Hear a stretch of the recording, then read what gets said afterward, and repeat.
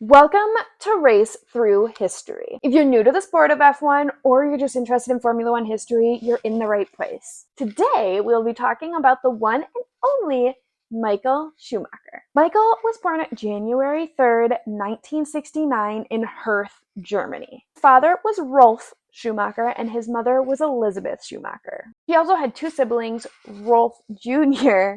and Sebastian. He did get married to a woman named Corinna, and they had two lovely children. His son, you might know, Mick Schumacher, who is actually active in motorsports right now, and their daughter, Gina Maria. But enough about Michael's family. Let's talk about him and his racing history. At age 4, Michael discovered his love with his pedal cart that he would ride around all the time. However, Michael's dad realized how much he loved it, and he actually put an engine in his little pedal cart, and that made Michael promptly drive straight into a pole.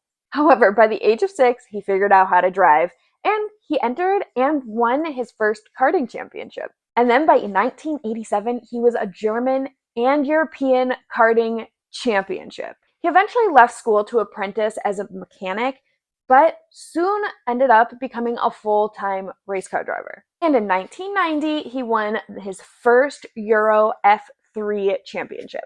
But not long after, and by not long, I mean 1 year later, in 1991, he had his debut in F1. Racing team Benetton saw how well Michael was driving, and they wanted him, so they took him. And just a year later, in 1992, he won his first F1 race. However, Michael got the offer that nobody would refuse. In 1996, Ferrari said, "Hey dude, come sign and drive with us." And that is exactly what he did. However, in the year 2000, he won Ferrari's first championship in 21 years. And he was doing so well. Nobody expected that in 2006, he would announce his retirement.